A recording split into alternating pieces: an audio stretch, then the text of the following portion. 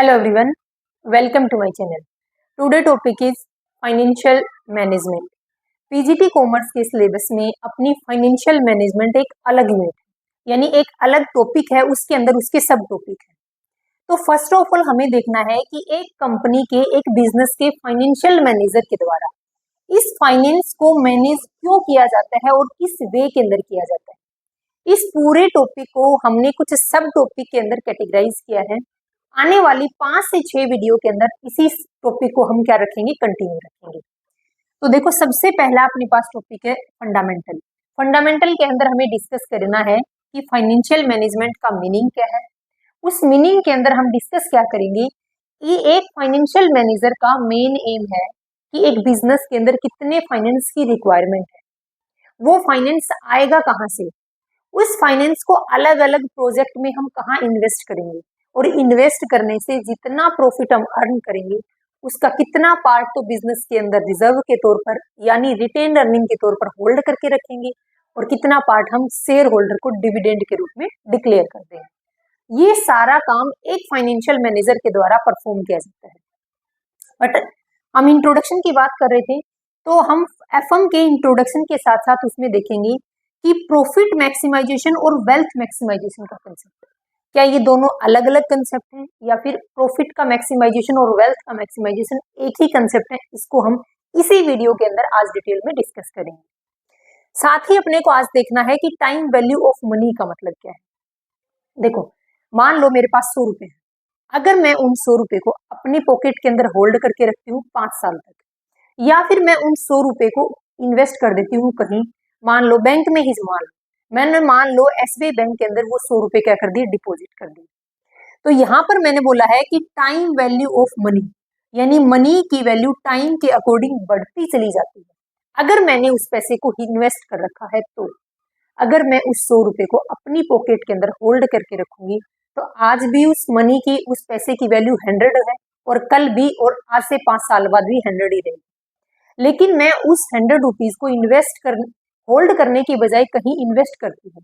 SBI bank के अंदर मैंने उनको 100 रुपीज को डिपॉजिट करवा दिया. आज से 5 साल बाद एसबीआई बैंक मेरे को 120 वापस करता है.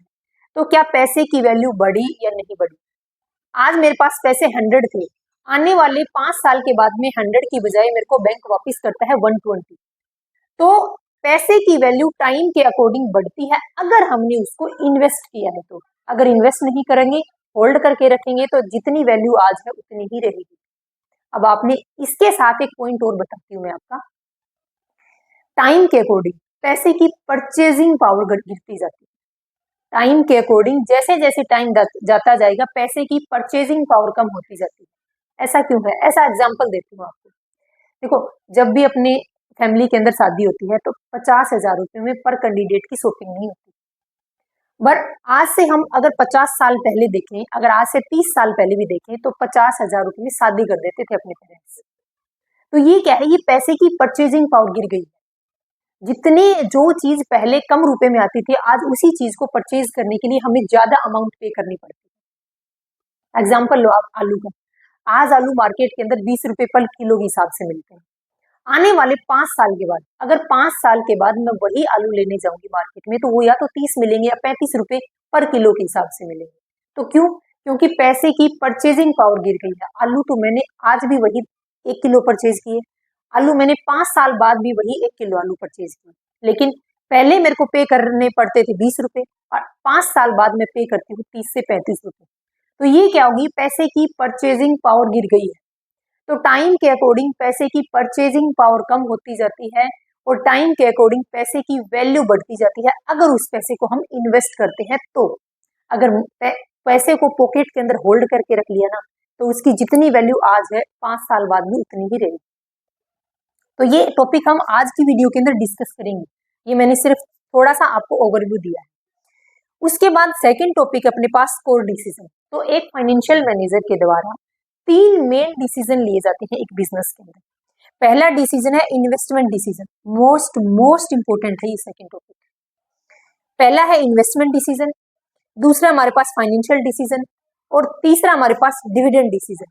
आप बोलोगे एक भूल गए आप, लिवरेज. देखो, वैसे तो 3 मेन डिसीजन है बिजनेस के अंदर एक फाइनेंशियल मैनेजर के द्वारा 3 मेन डिसीजन लिए जाते हैं। पहला है investment decision, financial decision, dividend decision. But हमारी कंपनी का जो मैनेजर है वो एडवांस है, हम उससे एक और डिसीजन भी लेंगे। वो एक और डिसीजन भी लेगा लिवरेज के रिगार्डिंग। अभी लिवरेज क्या है वो भी देखें। तो थोड़ा सा ओवरव्यू देती हूँ, बाकी हम 1-to-1 वीडियो में डिस्कस करते रहेंगे। तो इन्वेस्टमेंट डिसीजन में एक फाइनेंशियल मैनेजर का काम क्या है कि हम पैसा कहाँ इन्वेस्ट करेंगे। हम पैसा लॉन्ग टर्म एसेट्स के अंदर यानी फिक्स एसेट्स के अंदर हम पैसा कहाँ इन्वेस्ट करेंगे। फिक्स एसेट्स के अंदर इन्वेस्टमेंट करने के रिगार्डिंग फाइनेंशियल मैनेजर के द्वारा जो डिसीजन लिया जाता है उसको हम कैपिटल बजटिंग डिसीजन बोलते हैं। फाइनेंशियल डिसीजन के अंदर ये डिस्कस करेगा, ये डिसाइड करेगा एक फाइनेंशियल मैनेजर कि हम उस पैसे को कहाँ से कलेक्ट करें। इन्वेस्टमेंट डिसीजन में हमने ये देख लिया कि हमें कितने पैसे की रिक्वायरमेंट है, कि कितना पैसा हमें इन्वेस्ट करना है। अब दूसरे डिसीजन के अंदर वो ये डिसाइड करेगा कि जो पैसा यहाँ डिसाइड किया था कि कितने पैसे की रिक्वायरमेंट है, वो पैसा हम कलेक्ट कहाँ से करेंगे, उस पैसे के सोर्सेज क्या होंगे। वो पैसा हम इक्विटी को इश्यू करके कलेक्ट करेंगे, डेट से कलेक्ट करेंगे, पब्लिक डिपॉजिट लेंगे, ये डिसाइड किया जाएगा फाइनेंशियल डिसीजन के अंदर। इसमें हम 2 टॉपिक पढ़ेंगे, cost of capital and capital structure. उसके बाद हमारे पास थर्ड है लिवरेज। लिवरेज के अंदर एक फाइनेंशियल मैनेजर क्या देखता है कि हम डेट का कितना अमाउंट अपने बिजनेस के अंदर लें, डेट का पोर्शन हम हमारे बिजनेस के अंदर कितना रखें कि इक्विटी शेयर होल्डर को भी उसका फायदा मिलता रहे और बिजनेस के ऊपर बर्डन भी ना पड़े। नेक्स्ट है डिविडेंड डिसीजन। अब यहाँ पर हमने देखा कि हमें कितने पैसे की रिक्वायरमेंट है। सेकंड के अंदर देखा कि वो पैसा आएगा कहाँ से, किन सोर्सेज से वो पैसा हम कलेक्ट करेंगे। यहाँ पर हम देखेंगे डिविडेंड डिसीजन के अंदर कि वो पैसा हमने इन्वेस्ट करने के बाद जो प्रॉफिट अर्न किया है उसमें से कितना पार्ट तो हम डिविडेंड के रूप में डिक्लेयर करेंगे और कितना पार्ट बिजनेस रिटेन अर्निंग के फॉर्म में यानी रिजर्व के तौर पर अपने पास होल्ड करके रखेगा। तो ये सब डिसीजन एक फाइनेंशियल मैनेजर के द्वारा लिए जाएंगे। उसके बाद है ऑपरेशन एंड एनालिसिस, यानी अब बिजनेस को ऑपरेट भी तो करना है। तो बिजनेस को ऑपरेट करने के लिए हमें फाइनेंस की रिक्वायरमेंट होती है, उस फाइनेंस को बोलते हैं वर्किंग कैपिटल। यानी एक फाइनेंशियल मैनेजर के द्वारा बिजनेस को ऑपरेट करने के लिए, यानी जैसे कि मशीन हमने यहाँ परचेज कर ली। कैपिटल बजटिंग के अंदर हमने देख लिया था कि हमें फिक्स एसेट्स के अंदर कितना पैसा इन्वेस्ट करना है। अब उस फिक्स एसेट्स को रन करने के लिए, मान लो उस मशीन को रन करना है तो हमें पेट्रोल, डीजल, जो भी फ्यूल की रिक्वायरमेंट है, इलेक्ट्रिसिटी बिल है, लेबर की सैलरी है, तो ये सब क्या है, ये सब इन सब के रिगार्डिंग यानी बिजनेस को रन करने के लिए हमें कितनी मनी की रिक्वायरमेंट है, इसके लिए एक फाइनेंशियल मैनेजर के द्वारा जो डिसीजन लिया जाएगा उस डिसीजन को हम वर्किंग कैपिटल डिसीजन बोलते हैं। तो हम वर्किंग कैपिटल मैनेजमेंट का एक अलग टॉपिक पढ़ेंगे। Ratio analysis and financial statement analysis, इस टॉपिक को हम पहले डिस्कस कर चुके हैं जब हमने 12th क्लास की अकाउंटेंसी डिस्कस की थी। तो ये टॉपिक अपने पास पहले से ही अपने चैनल के ऊपर अवेलेबल है, आपको वहां से कवर करना है। और बाकी जितने टॉपिक देखो यहाँ से लेकर के और ये पॉइंट हम आज की वीडियो के अंदर डिस्कस करेंगे। साथ में हम डिस्कस करेंगे कि एक फाइनेंशियल मैनेजर के द्वारा जो कोर डिसीजन लिए जाते हैं यानी इन्वेस्टमेंट डिसीजन, फाइनेंशियल डिसीजन और डिविडेंड डिसीजन का सिर्फ मैं आपको ओवरव्यू दूंगा आज। बाकी इनके अंदर के टॉपिक जैसे capital budgeting, cost of capital, capital structure, dividend policy, leverage, working capital, इन सभी टॉपिक को हम 1 बाय 1 डिस्कस करेंगे। कंटिन्यू आएंगे अभी आपके पास वीडियो। तो आज हमें डिस्कस क्या करना है इस वीडियो में कि फाइनेंशियल मैनेजमेंट के फंडामेंटल यानी उसका मीनिंग क्या है, ये प्रॉफिट और वेल्थ मैक्सिमाइजेशन का कंसेप्ट क्या है और ये टाइम वैल्यू ऑफ मनी का कंसेप्ट क्या है। देखो अगर आपको टाइम वैल्यू ऑफ मनी का कंसेप्ट समझ नहीं आएगा ना तो कैपिटल बजटिंग का अपने पास ये टॉपिक है जो इससे नेक्स्ट वीडियो होगी, ये समझ नहीं आएगा आपको। तो आपको ये टॉपिक बहुत इंपॉर्टेंट है समझ। साथ में हमें क्या देखना है कि एक फाइनेंशियल मैनेजर के द्वारा जो 3 डिसीजन लिए जाते हैं, मेनली जो 3 डिसीजन लिए जाते हैं, इन डिसीजन का मैं आपको आज ओवरव्यू दूंगी और नेक्स्ट में हम इसको डिस्कस करेंगे। तो स्टार्ट करो अपना टॉपिक।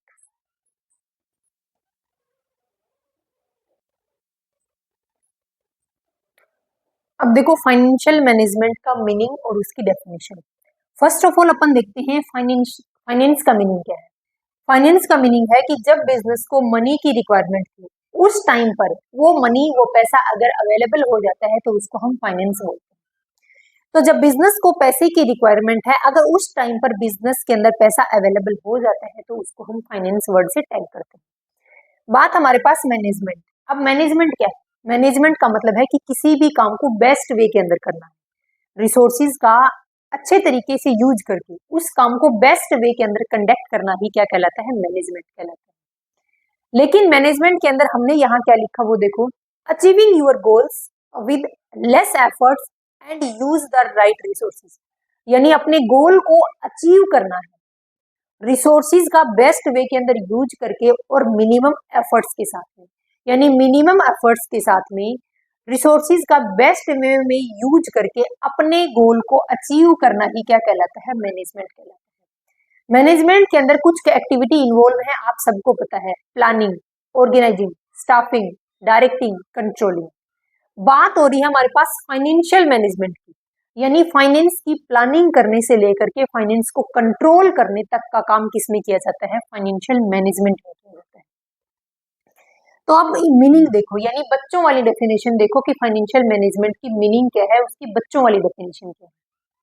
तो फाइनेंस के रिसोर्सेज को इस वे के अंदर यूज करना है कि उसका इफेक्टिव वे के अंदर यूटिलाइजेशन हो सके, यानी फाइनेंस के जितने भी रिसोर्स हैं उन रिसोर्सेज का इस तरीके से यूज करना है कि हम अपने गोल को भी अचीव कर लें और फाइनेंस के जो रिसोर्स थे, यानी फाइनेंस को कलेक्ट करने के जो रिसोर्स थे, यानी जो हमारे पास फंड था, उसका इफेक्टिव बेस्ट वे के अंदर यूटिलाइजेशन भी हो जाए। लेकिन अब बारी आती है हमारे पास डेफिनेशन की, हमारे लेवल की डेफिनेशन।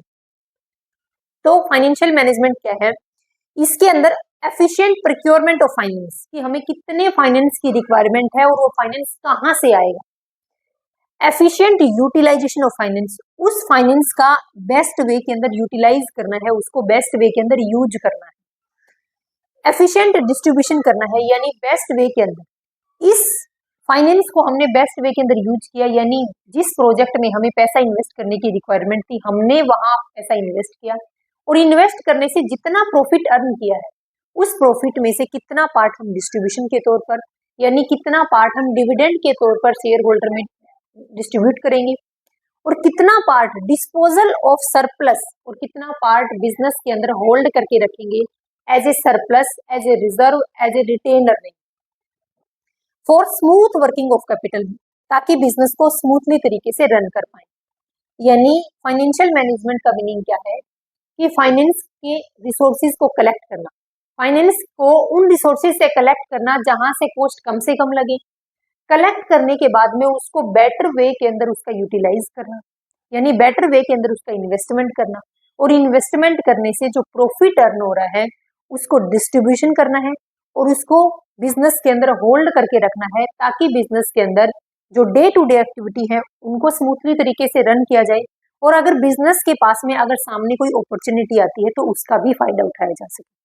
तो ये होता है फाइनेंशियल मैनेजमेंट का मीनिंग। अब देखो इससे आगे,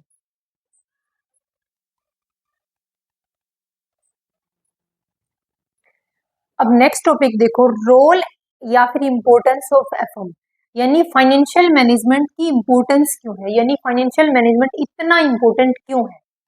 तो सबसे पहला है size and composition of fix assets, यानी फाइनेंस के अंदर, यानी फाइनेंशियल मैनेजमेंट के अंदर ये डिसाइड किया जाता है कि बिजनेस की फिक्स एसेट्स में कितना पैसा इन्वेस्ट किया जाएगा, और एक फाइनेंशियल मैनेजर के द्वारा जब ये डिसीजन लिया जाता है कि फिक्स एसेट्स में कितना पैसा इन्वेस्ट करेंगे तो उस डिसीजन को बोलते हैं कैपिटल बस्टिंग डिसीजन।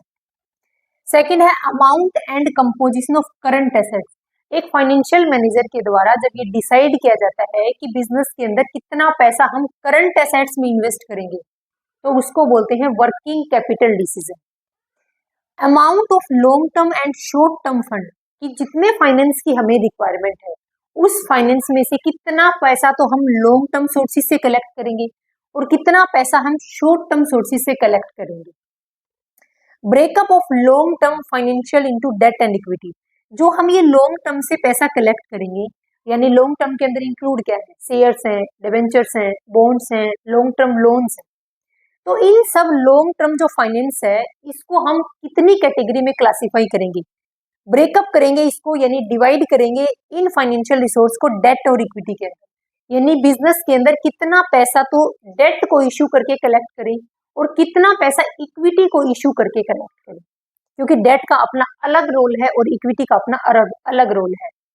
जो जिन पर्सन्स ने बिजनेस के इक्विटी शेयर होल्डर के अंदर पैसा इन्वेस्ट किया है वो बिजनेस के ओनर्स कहलाते हैं। वो बिजनेस के शेयर होल्डर हैं, उनके पास बिजनेस की ओनरशिप है।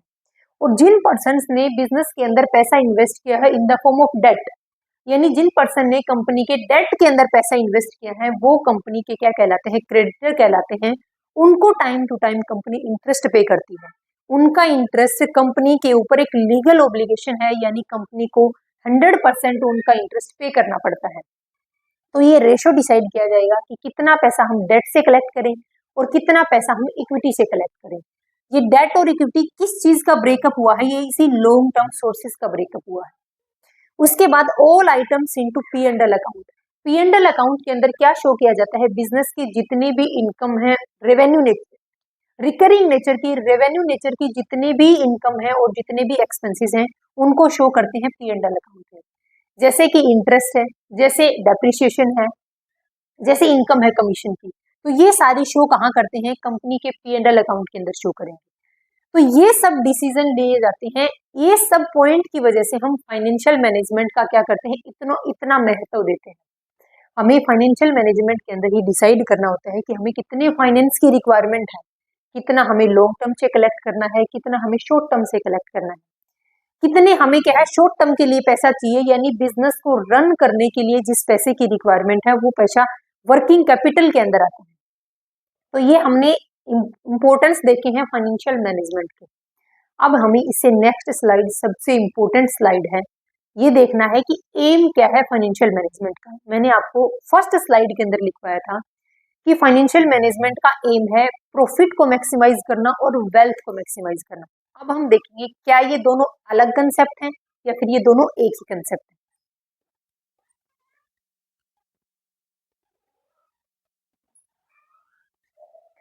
अब देखो, aim and objective of financial management, यानी फाइनेंशियल मैनेजमेंट का एम क्या है। तो अपने पास दो अप्रोच है, एक है पुरानी अप्रोच और एक हमारे पास एट प्रेजेंट ट्रेंडिंग अप्रोच यानी आधुनिक अप्रोच। तो पुराने वाली ट्रेडिशनल अप्रोच क्या बोलती है कि बिजनेस का मेन एम रहता था प्रॉफिट अर्न करना, यानी किसी भी तरीके से कोई भी एक्टिविटी कंडक्ट करो बट बिजनेस का प्रॉफिट मैक्सिमम होना चाहिए। बट एट प्रेजेंट जो मॉडर्न अप्रोच है वो क्या बोलती है कि आपको प्रॉफिट अर्न करना है, ठीक है, लेकिन उससे बड़ा भी एक एम है, अपने शेयर होल्डर की वेल्थ को मैक्सिमाइज करो। अगर आपने शेयर होल्डर की वेल्थ के मैक्सिमाइजेशन करने पर अगर आपका फोकस रहा तो बाकी जो गोल हैं वो अल्टीमेट अपने आप अचीव हो जाएंगे।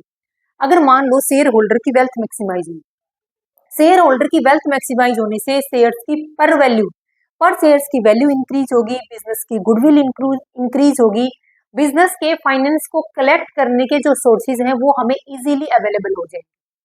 तो अब देखो कि फाइनेंशियल मैनेजमेंट के ऑब्जेक्ट क्या है। पहला है ये हमारे पास प्रॉफिट मैक्सिमाइजेशन और दूसरा है हमारे पास वेल्थ मैक्सिमाइजेशन। तो जो पुरानी धारणाएं थी बिजनेस की, यानी पहले जो बिजनेस किए जाते थे वो इस प्रॉफिट मैक्सिमाइजेशन के कंसेप्ट पर टिके थे, लेकिन एट प्रेजेंट ट्रेंडिंग जो अप्रोच है वो क्या बोलती है, वेल्थ मैक्सिमाइजेशन करना है बिजनेस के अंदर। अब ये दोनों क्या कंसेप्ट है, देखो सबसे पहले डिफरेंस है हमारे पास अप्रोच के बेस पर। अप्रोच के बेस पर प्रॉफिट मैक्सिमाइजेशन कौन सी अप्रोच है, ये एक ट्रेडिशनल अप्रोच है। इसका मेन एम रहता था कि प्रॉफिट को मैक्सिमाइज करना है। ट्रेडिशनल अप्रोच का मेन एम प्रॉफिट को मैक्सिमाइज करना है, चाहे हम रो क्वालिटी के मटेरियल, चाहे रो मटेरियल लो क्वालिटी का हो, लेकिन हमें प्रोडक्ट बनाना है और उस प्रोडक्ट को बना करके सेल करना है, चाहे शॉर्ट टर्म के लिए प्रॉफिट अर्न हो। मेन फोकस क्या रहता है, प्रॉफिट को मैक्सिमम करने का।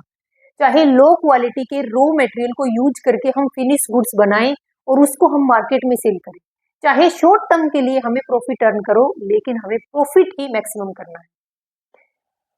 अप्रोच ये कौन सी है, ये मॉडर्न अप्रोच है। मॉडर्न अप्रोच बोलती है कि हमें शेयर होल्डर की मार्केट प्राइस को बढ़ाना है, यानी शेयर्स की पर वैल्यू को बढ़ाना है। जैसे मान लो एक शेयर 100 रुपए का है, अगर बिजनेस के शेयर होल्डर की वेल्थ को मैक्सिमाइज करना अपना मेन एम है तो अल्टीमेट शेयर की वैल्यू बढ़ जाएगी।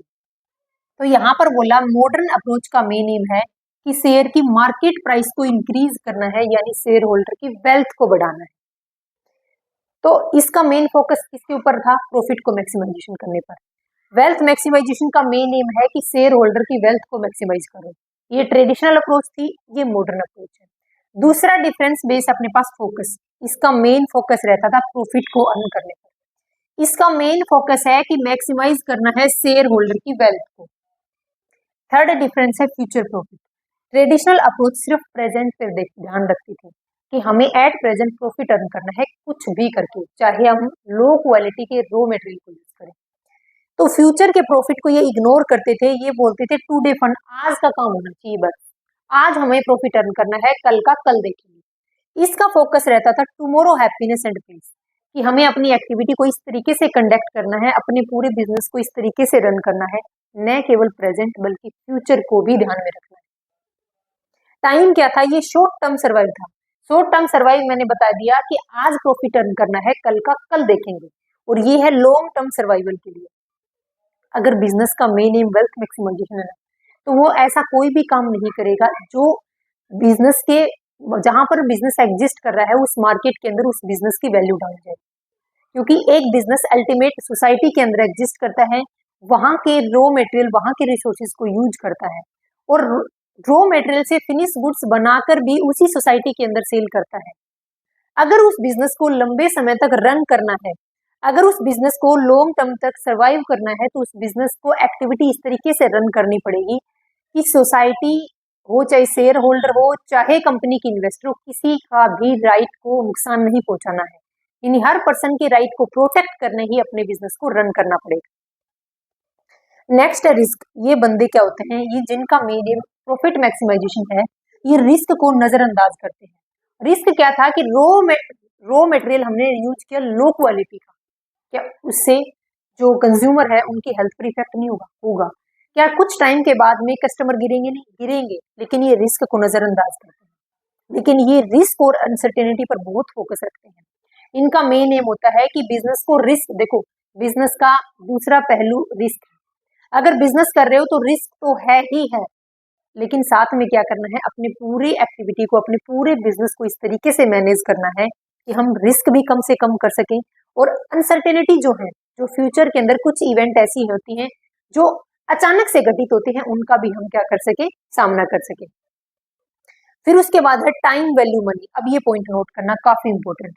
अब ये टाइम वैल्यू ऑफ मनी क्या है वो हम आगे देखेंगे, बट इतना ध्यान रखना, जो ट्रेडिशनल अप्रोच है, यानी जो प्रॉफिट मैक्सिमाइजेशन अप्रोच है, उसके अंदर टाइम वैल्यू ऑफ मनी के कंसेप्ट को इंक्लूड नहीं करते हैं। बट जो मॉडर्न अप्रोच है वेल्थ मैक्सिमाइजेशन की, उसके अंदर टाइम वैल्यू ऑफ मनी को हम कंसीडर करके चलते हैं। यानी हम ये देखते हैं, दो फैक्टर हैं, डिस्काउंटिंग फैक्टर और कंपाउंडिंग फैक्टर। ये क्या है वो बाद में देखेंगे, बट ये ध्यान रखना है कि टाइम वैल्यू ऑफ मनी के कंसेप्ट को यहाँ पर एक्सक्लूड किया जाता है और यहाँ पर उसको ध्यान में रखा जाता है।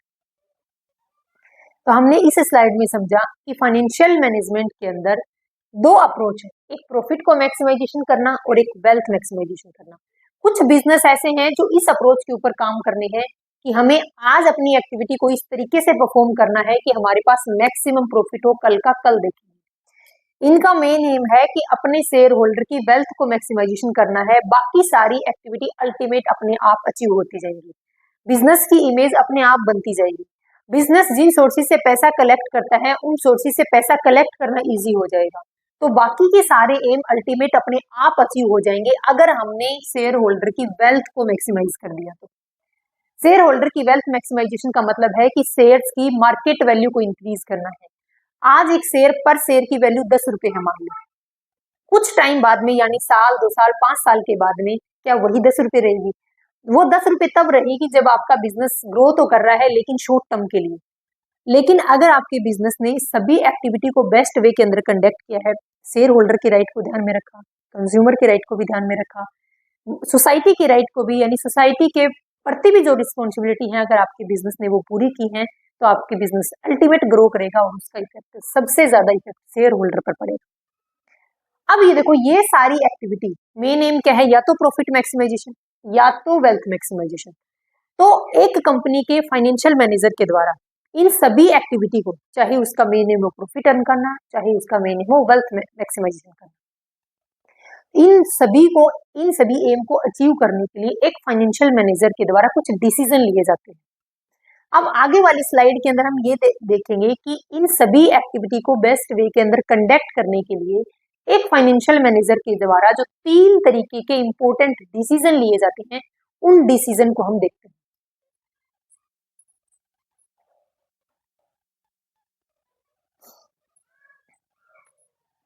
अब देखो, एक फाइनेंशियल मैनेजर के द्वारा बिजनेस के अंदर जो इंपॉर्टेंट डिसीजन लिए जाते हैं, उन डिसीजन को हम 3 पार्ट में क्लासिफाई करते हैं: इन्वेस्टमेंट डिसीजन, फाइनेंशियल डिसीजन और डिविडेंड डिसीजन।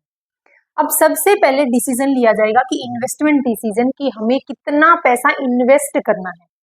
जब वो ये डिसाइड कर लेगा कि हमें कितना पैसा इन्वेस्ट करना है बिजनेस में, देन वो देखेगा फाइनेंशियल डिसीजन कि अब ये पैसा आएगा कहाँ से, यानी इस पैसे को कलेक्ट करने के सोर्सेज क्या होंगे। अगर मान लो उसने पैसे कलेक्ट भी कर लिए, तो कलेक्ट करने के बाद वो पैसे को इन्वेस्ट करेगा। इन्वेस्ट करने के बाद ये डिसाइड करेगा कि उस इन्वेस्टमेंट से जितना प्रॉफिट अर्न किया है, उस प्रॉफिट में से कितना पार्ट तो डिविडेंड के तौर पर डिक्लेयर करेंगे और कितना पार्ट बिजनेस के अंदर रिटेन करके रख लेंगे, यानी बिजनेस के अंदर होल्ड करके रख लेंगे। अब सबसे पहले देखते हैं कि हमें कितने फाइनेंस की रिक्वायरमेंट है। तो इन्वेस्टमेंट डिसीजन के अंदर हम क्या देखते हैं, अलोकेशन ऑफ फंड, कि पैसे को हम कहाँ अलोकेट करेंगे, यानी हमें कितने पैसे की रिक्वायरमेंट है। एक बिजनेस को रन करने के लिए लॉन्ग टर्म और शॉर्ट टर्म कैपिटल की रिक्वायरमेंट है। तो फाइनेंशियल मैनेजर के द्वारा जब ये डिसाइड किया जाता है कि एक बिजनेस को रन करने के लिए और एक बिजनेस को सेटअप करने के लिए कितने फंड की रिक्वायरमेंट है, तो इस फंड के रिगार्डिंग जो डिसीजन लिया जाता है उसको इन्वेस्टमेंट डिसीजन बोलते हैं। इन्वेस्टमेंट डिसीजन के अंदर मेन फोकस होता है कि फंड कहाँ इन्वेस्ट करेंगे, कितना पैसा हम लॉन्ग टर्म एसेट्स यानी फिक्स एसेट्स में इन्वेस्ट करेंगे, कितना पैसा हम शॉर्ट टर्म यानी करंट एसेट्स के अंदर इन्वेस्ट करेंगे। तो एक फाइनेंशियल मैनेजर के द्वारा बिजनेस के अंदर कितना पैसा इन्वेस्ट करना है, इसके रिगार्डिंग जो डिसीजन लिया जाता है उसको इन्वेस्टमेंट डिसीजन बोलते हैं। इस डिसीजन के अंदर हम 2 पार्ट में क्लासिफाई किया गया था कि पैसा कहाँ इन्वेस्ट करेंगे। या तो आप पैसा इन्वेस्ट करोगे लॉन्ग टर्म के अंदर यानी फिक्स एसेट्स में, या फिर आप पैसा इन्वेस्ट करोगे शॉर्ट टर्म में यानी करंट एसेट्स के अंदर। तो देखो, लॉन्ग टर्म एसेट्स के अंदर अगर पैसा इन्वेस्ट कर रहे हैं, उसके रिगार्डिंग जिस कैपिटल की रिक्वायरमेंट है उसको बोलते हैं कैपिटल बजटिंग। क्या बोलते हैं उसको? Capital budgeting.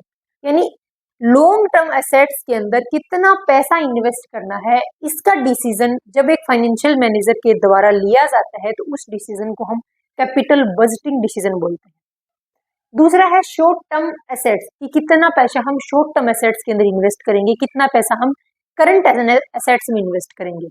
जब एक फाइनेंशियल मैनेजर के द्वारा ये डिसीजन लिया जाता है कि करंट एसेट्स में कितना पैसा इन्वेस्ट करेंगे, तो ऐसे डिसीजन को वर्किंग कैपिटल डिसीजन बोलते हैं। तो मैंने फर्स्ट डिसीजन में क्या बताया, जब एक फाइनेंशियल मैनेजर ये देखता है कि बिजनेस के अंदर कितने फाइनेंस की रिक्वायरमेंट है, कि बिजनेस में कितना पैसा इन्वेस्ट करने की रिक्वायरमेंट है, उस डिसीजन को इन्वेस्टमेंट डिसीजन बोलते हैं। इन्वेस्टमेंट डिसीजन में फाइनेंशियल मैनेजर क्या डिसाइड करता है कि कितने पैसे की रिक्वायरमेंट है, पैसा कहाँ इन्वेस्ट करना है। या तो पैसा इन्वेस्ट करोगे लॉन्ग टर्म एसेट्स में या फिर इन्वेस्ट करोगे शॉर्ट टर्म एसेट्स में। अगर पैसा आप लॉन्ग टर्म एसेट्स में इन्वेस्ट कर रहे हो तो उसके रिगार्डिंग जो डिसीजन लिया जाता है उसको कैपिटल बजटिंग डिसीजन बोलते हैं। और दूसरा है शॉर्ट टर्म। एक फाइनेंशियल मैनेजर के द्वारा शॉर्ट टर्म एसेट्स के अंदर जो पैसा इन्वेस्ट किया जाता है उसके रिगार्डिंग जो डिसीजन लिया जाता है उसको बोलते हैं वर्किंग कैपिटल डिसीजन। अपने पास ही दोनों सेपरेट चैप्टर हैं, कैपिटल बजटिंग का और वर्किंग कैपिटल का। नेक्स्ट है फाइनेंशियल डिसीजन। अब क्या डिसाइड करेगा, अब फाइनेंशियल मैनेजर ये डिसाइड करेगा, जो मैंने यहाँ पर देखा कि हमें कितने फाइनेंस की रिक्वायरमेंट है।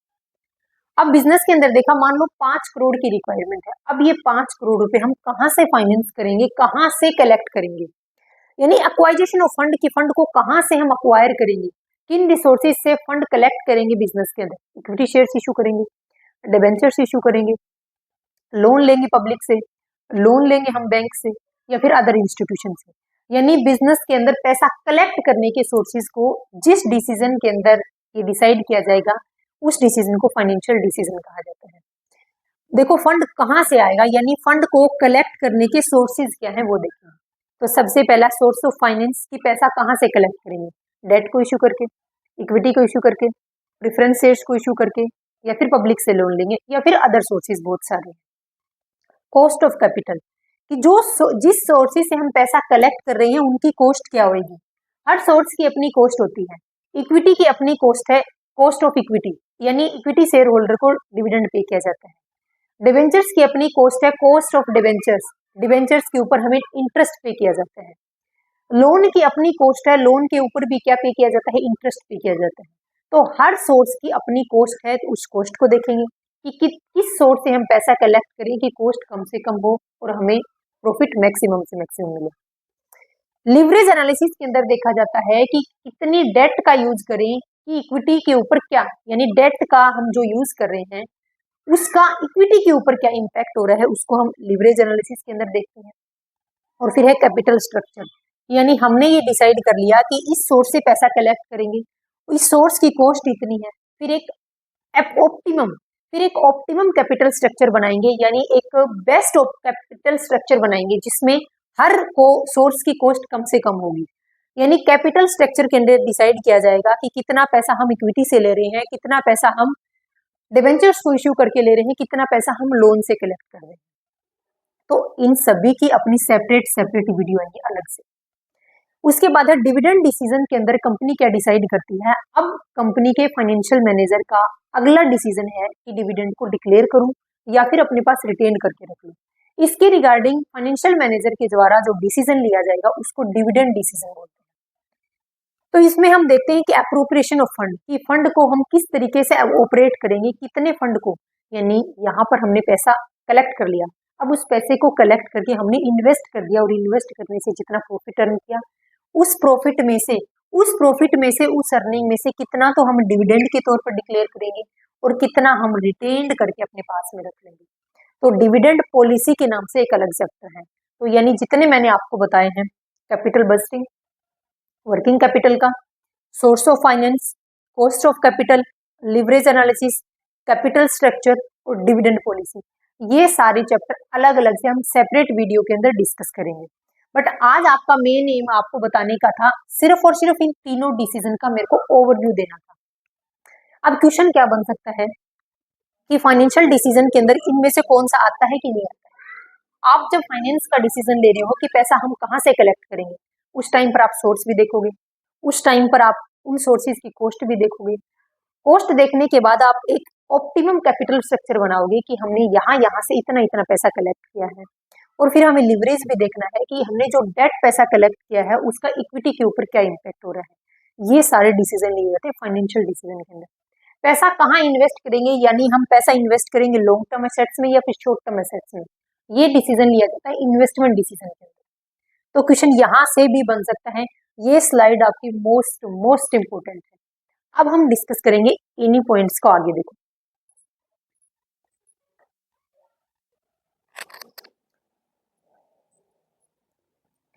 अब देखो सबसे पहले हम देखते हैं इन्वेस्टमेंट डिसीजन क्या है, क्या उसके इम्पैक्ट है, यानी क्या उसका रोल है वो देखो। तो इन्वेस्टमेंट डिसीजन क्या होता है कि एक फाइनेंशियल मैनेजर के द्वारा बिजनेस के अंदर कितने फाइनेंस की रिक्वायरमेंट है, कितने पैसे की रिक्वायरमेंट है, इस चीज को डिसाइड कौन करेगा, फाइनेंशियल मैनेजर करेगा।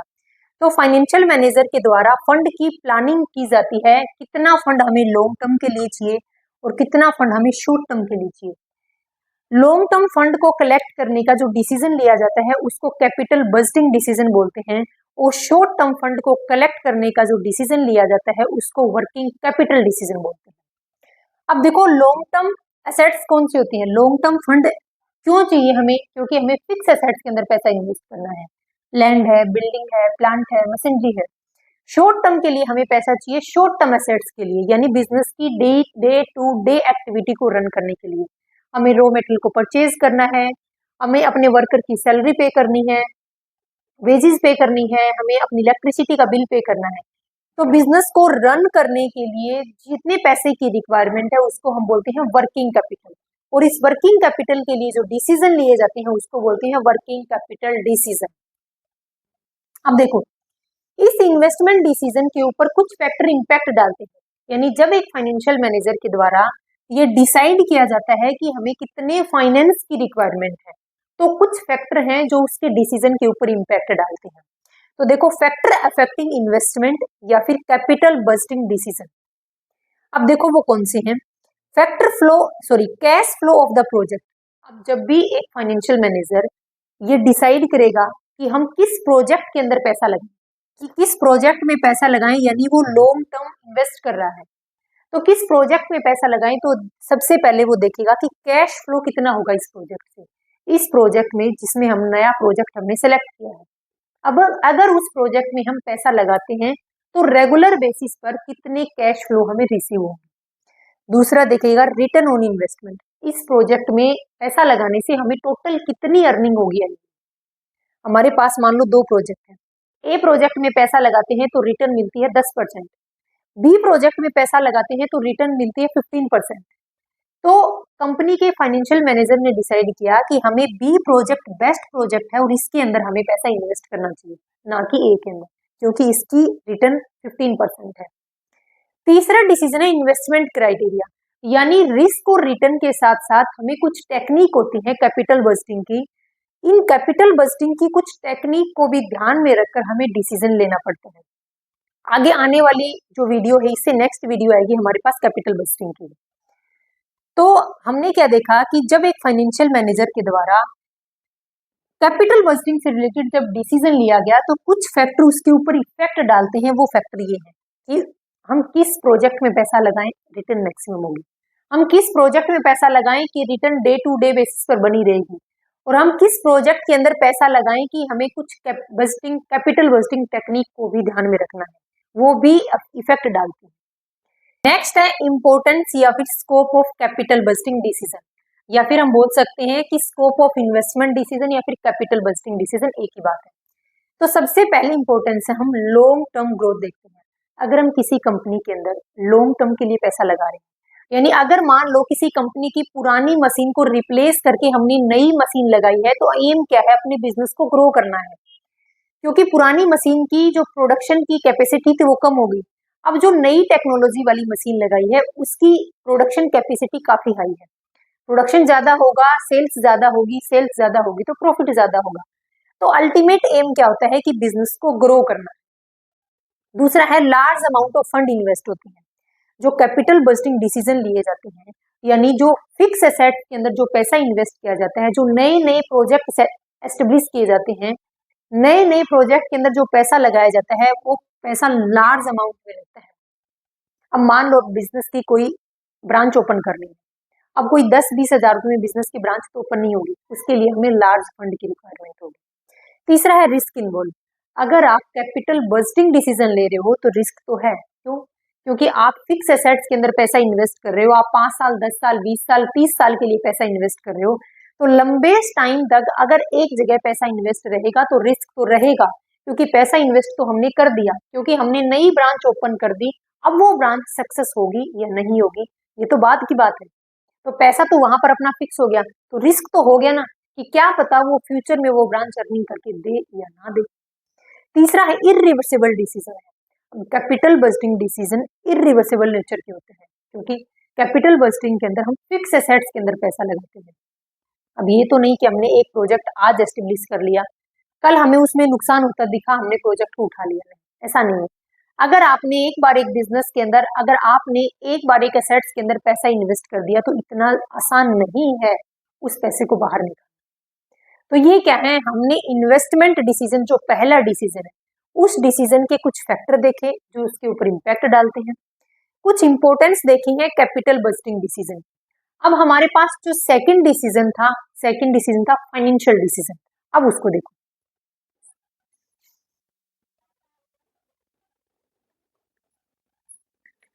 सेकंड डिसीजन फाइनेंशियल डिसीजन, यानी पैसा कहां से कलेक्ट करेंगे। तो फाइनेंशियल मैनेजर के द्वारा ये डिसाइड किया जाता है कि फंड को कलेक्ट किन रिसोर्सेज से करेंगे। दो रिसोर्सेज हैं, ओनर फंड और दूसरा है बोरो फंड।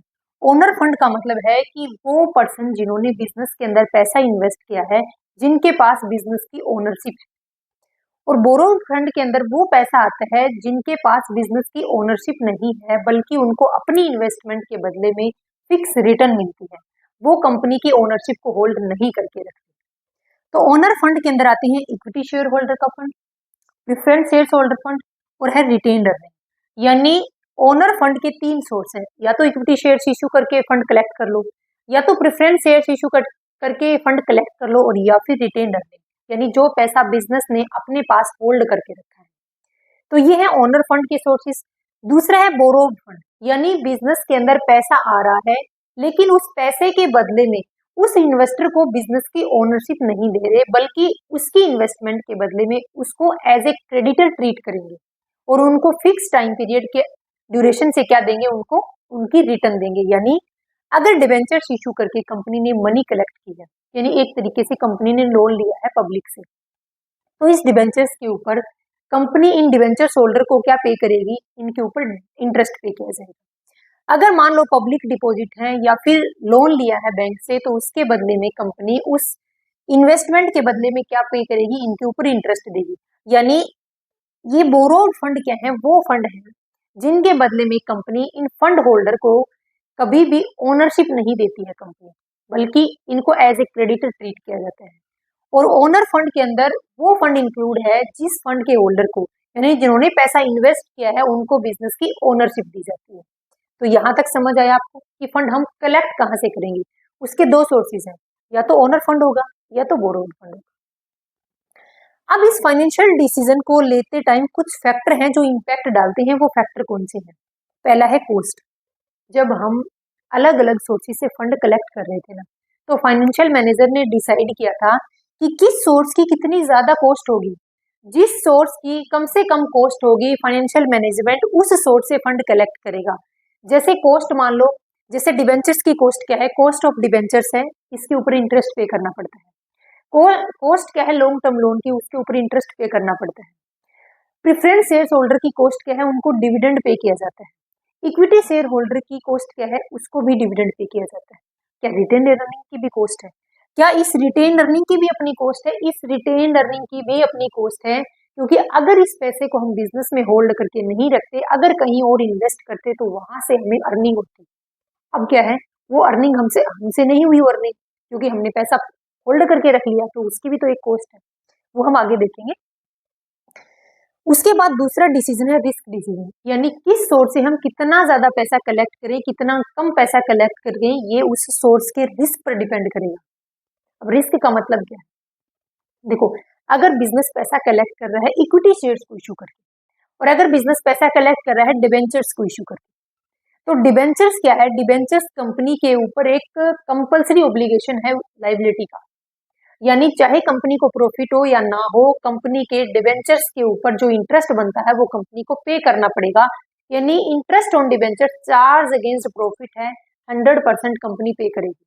तो इससे कंपनी का रिस्क बढ़ जाता है कि मान लो किसी साल कंपनी को प्रॉफिट नहीं हुआ, तो क्या कंपनी इंटरेस्ट ऑन डिबेंचर्स पे करेगी? 100% कंपनी इंटरेस्ट ऑन डिबेंचर्स पे करेगी। क्यों? क्योंकि उनके पास में, उन डिबेंचर्स होल्डर के पास में लीगल राइट है इंटरेस्ट रिसीव करने का। बट वहीं पर रिस्क कम हो जाएगा अगर हम इक्विटी शेयर्स को इशू करके मनी कलेक्ट करेंगे। क्यों? क्योंकि इक्विटी शेयर्स के ऊपर जो डिविडेंड पे किया जाता है, उस डिविडेंड के ऊपर इक्विटी शेयर होल्डर को लीगल राइट नहीं है। यानी अगर किसी साल कंपनी को प्रॉफिट नहीं हुआ, तो कंपनी उसके ऊपर उन शेयर होल्डर को डिविडेंड नहीं देगी। तो उन इक्विटी शेयर होल्डर के पास में कोई लीगल राइट नहीं है, यानी वो केस नहीं कर सकते कंपनी के खिलाफ। क्यों? क्योंकि वही कंपनी के रियल ओनर है। अब कंपनी के अंदर प्रॉफिट नहीं है, तो उनको डिविडेंड कहाँ से मिलेगा? बट ये चीज डिबेंचर्स होल्डर नहीं सुनेंगे, उनको अपनी डिबेंचर्स के अमाउंट के ऊपर इंटरेस्ट चाहिए तो चाहिए। कैश फ्लो पोजीशन क्या है? यानी हम किस सोर्स से पैसा कलेक्ट कर रहे हैं कि कितना कैश फ्लो जाएगा हम। मान लो हमने पैसा कलेक्ट किया डिवेंचर से, तो हमें फिक्स इंटरवल से उनको इंटरेस्ट देना पड़ेगा। अगर पैसा कलेक्ट किया हमने इक्विटी शेयर होल्डर से, तो उनको फिक्स इंटरेस्ट क्या, फिक्स टाइम क्या, फिक्स इंटरेस्ट नहीं डिविडेंड पे करते हैं इक्विटी शेयर होल्डर को, तो उनका ना तो कोई टाइम ना कोई अमाउंट फिक्स है उनकी डिविडेंड। नेक्स्ट है कंट्रोल कंसिडरेशन। अब कंट्रोल कंसिडरेशन का मतलब क्या है? बिजनेस के अंदर कंट्रोल इस फंड की वजह से होता है। अगर बिजनेस ने इक्विटी शेयर्स इशू करके मान लो फंड कलेक्ट किया है, तो बिजनेस की ओनरशिप बढ़ जाएगी। पहले मान लो बिजनेस के अंदर 10 शेयर होल्डर थे, उन्होंने और इक्विटी शेयर्स इशू कर दिए और उनको पैसा चाहिए इक्विटी शेयर्स इशू करके। तो अब जो नए शेयर होल्डर आएंगे, उनके बीच में कंपनी की जो ओनरशिप है वो डिवाइड होगी। तो यहाँ पर कंट्रोल कंसिडरेशन करना है। अगर ओनरशिप को कंट्रोल करना है ना, तो आप क्या करिए, डेट डेट को इशू करके पैसा कलेक्ट करो। क्यों? क्योंकि इन डिबेंचर होल्डर को कंपनी की ओनरशिप दी ही नहीं जाती, इनको एज ए क्रेडिटर ट्रीट किया जाता है। फिर है फ्लोटेशन कॉस्ट। जब हम शेयर्स को इश्यू करते हैं तो शेयर्स को इश्यू करने में जो कॉस्ट आती है उसको बोलते हैं फ्लोटेशन कॉस्ट। तो हमें फ्लोटेशन कॉस्ट को ध्यान में रखकर ही क्या करना पड़ेगा, डिसीजन लेना पड़ेगा कि हम इक्विटी को इश्यू करके पैसा कलेक्ट करें या फिर डेट को इश्यू करके पैसा कलेक्ट करें या फिर हम अदर लोन ले लें। फिक्स्ड ऑपरेटिंग कॉस्ट होती है। अब फिक्स ऑपरेटिंग कॉस्ट है, आप बताओ कि इन सोर्सेस में से किसकी कॉस्ट फिक्स है? आप बोलोगे डिबेंचर्स की, आप बोलोगे पब्लिक डिपॉजिट की, आप बोलोगे हमने बैंक से लोन ले लिया उसकी। यानी अगर हमने बोरोड फंड है, यानी अगर हमने फंड उधार लिया है तो उस उधार फंड की जो ऑपरेटिंग कॉस्ट है वो क्या रहेगी, फिक्स रहेगी। अब डिबेंचर्स होल्डर को उनके डिबेंचर्स के ऊपर फिक्स रेट से आपको इंटरेस्ट पे करना पड़ेगा, ये आपके ऊपर कंपलसरी ऑब्लिगेशन है। आपने पब्लिक से लोन लिया है, आपने बैंक से लोन लिया है, तो आप फिक्स इंटरवल से आपको उनकी लायबिलिटी पे करनी पड़ेगी, यानी उनके ऊपर इंटरेस्ट पे करना पड़ेगा। तो फिक्स ऑपरेटिंग कॉस्ट भी रहती है। तो ये कुछ फैक्टर हैं जब इफेक्ट डालते हैं जब एक फाइनेंशियल मैनेजर फाइनेंस से रिलेटेड डिसीजन लेता है। वो ये सोचकर डिसीजन लेगा कि भाई किस फैक्टर से मैं पैसा कलेक्ट करूं कि कॉस्ट कम से कम आए, किस फैक्टर से मैं पैसा कलेक्ट करूं कि बिजनेस के अंदर रिस्क कम हो, किस फैक्टर से मैं पैसा कलेक्ट करूं कि फ्लोटेशन कॉस्ट कम हो। तो ये सब फैक्टर हैं जो फाइनेंशियल मैनेजर को इस फाइनेंशियल डिसीजन लेते टाइम इम्पैक्ट डालते हैं। अब तीसरा डिसीजन है वो देखो।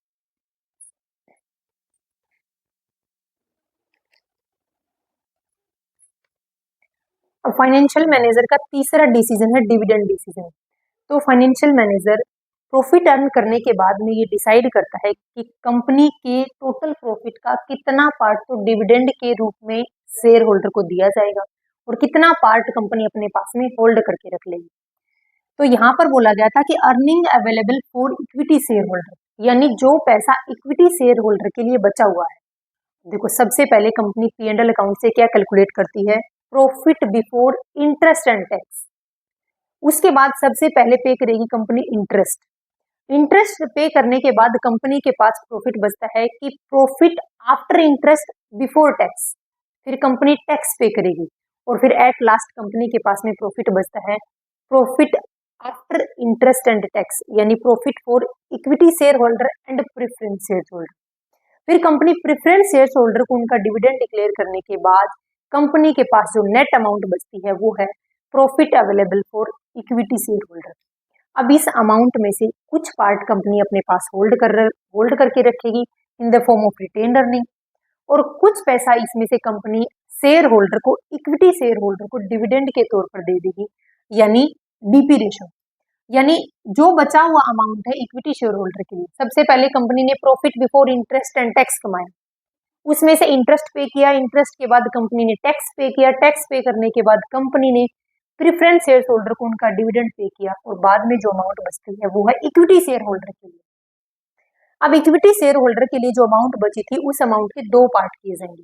कुछ पैसा इक्विटी शेयर होल्डर को एज ए डिविडेंड डिक्लेयर किया जाएगा और कुछ पैसा company as a retain earning अपने पास होल्ड करके रख लेगी। अब नेक्स्ट अपने पास फैक्टर अफेक्टिंग डिविडेंड डिसीजन। जब एक फाइनेंशियल मैनेजर के द्वारा डिविडेंड डिसीजन लिया जाता है तो उस डिविडेंड के डिसीजन को इफेक्ट करने वाले कुछ फैक्टर हैं। पहला फैक्टर है अर्निंग। कंपनी ये देखती है कि मेरी अर्निंग कितनी है। अगर अर्निंग ज्यादा है तो कंपनी ज्यादा डिविडेंड डिक्लेयर करेगी, अगर अर्निंग कम है तो कंपनी कम परसेंटेज से डिविडेंड डिक्लेयर करेगी। स्टेबिलिटी ऑफ अर्निंग, अगर अर्निंग कंटिन्यू हो रही है तो जो डिविडेंड की रेट है वो फिक्स कर दी जाएगी, भाई 10% से डिविडेंड कंपलसरी देंगे इक्विटी शेयर होल्डर को। इनकी डिविडेंड की रेट फिक्स है क्योंकि कंपनी को जो अर्निंग हो रही है वो स्टेबल है।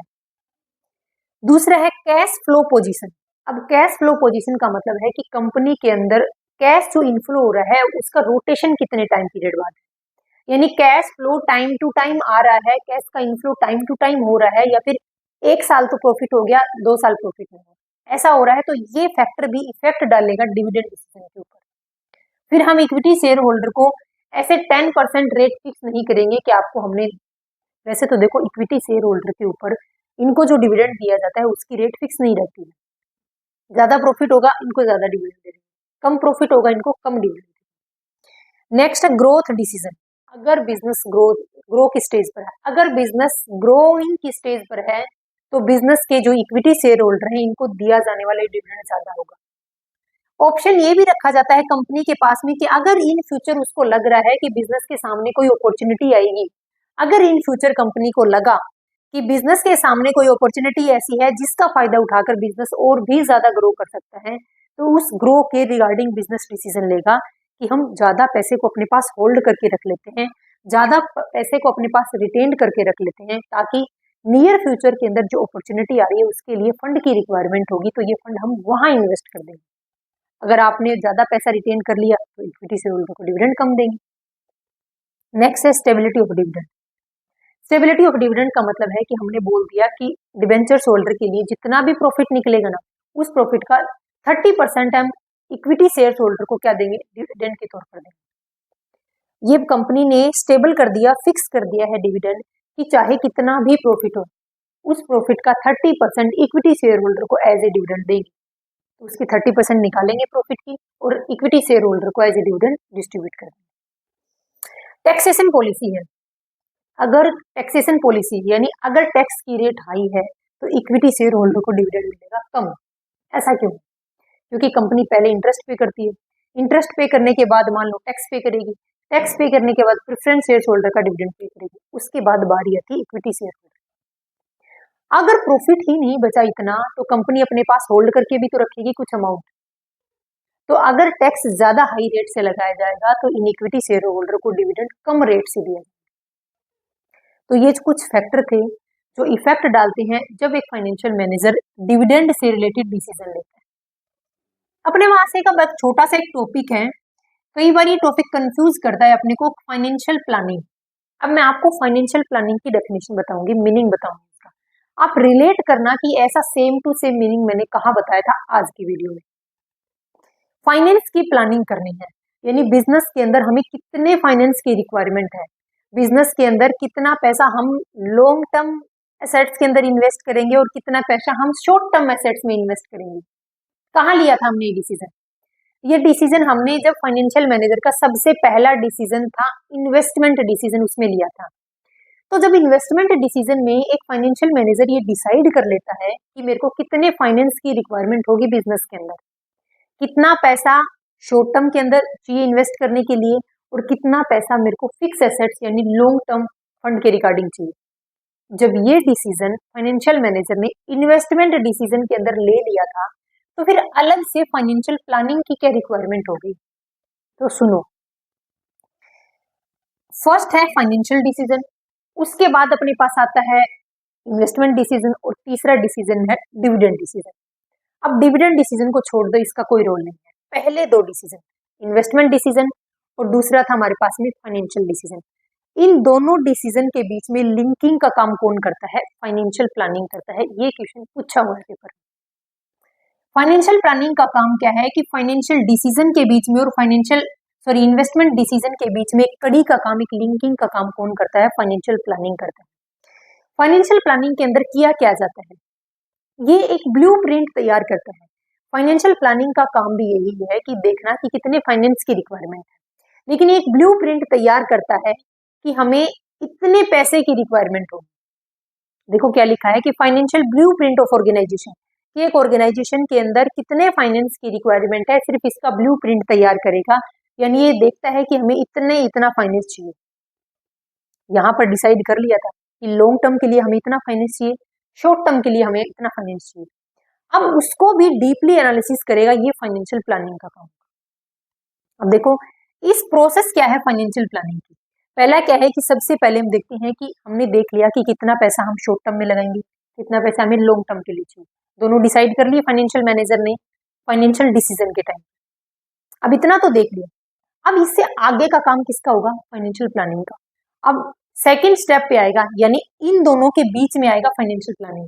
अब फाइनेंशियल प्लानिंग का काम क्या होगा? ये देखना कि ठीक है, पीछे फाइनेंशियल मैनेजर ने इन्वेस्टमेंट डिसीजन में ये डिसाइड कर दिया था कि कितना पैसा मैं लॉन्ग टर्म एसेट्स में इन्वेस्ट करूंगा, कितना पैसा मैं शॉर्ट टर्म एसेट्स में इन्वेस्ट करूंगा। तो फाइनेंशियल प्लानिंग का काम आया है कि अब फाइनेंशियल प्लानिंग ये देखेगा कि मेरे को कितनी सेल्स करनी है, उस सेल्स के लिए मेरे को कितना पैसा चाहिए।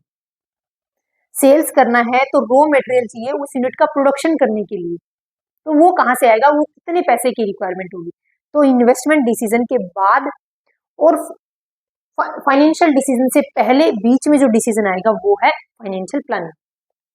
तो प्रोसेस क्या है फाइनेंशियल प्लानिंग की, ये देखना कि कितनी सेल्स की रिक्वायरमेंट है, यानी कितनी यूनिट हमारी इस साल सेल्स हो जाएंगी। जितनी यूनिट सेल होंगी उसके लिए हमें रॉ मटेरियल भी परचेज करना है, उसके लिए भी फंड चाहिए। रॉ मटेरियल परचेज करने के लिए हम कितना पैसा तो इंटरनल सोर्स से लेंगे और कितना पैसा हम एक्सटर्नल सोर्स से कलेक्ट करेंगे। तो ये इतना सा काम करने के लिए क्या किया जाता है, फाइनेंस की प्लानिंग की जाती है। तो पूरा काम क्या है, पूरा काम तो फाइनेंशियल मैनेजमेंट का है और उसका एक छोटा सा पार्ट फाइनेंशियल प्लानिंग का है। तो इतना समझ आया आपको। अब हम इससे आगे का पॉइंट देखेंगे, इससे आगे एक इंपॉर्टेंट पॉइंट है, अब वो देखो।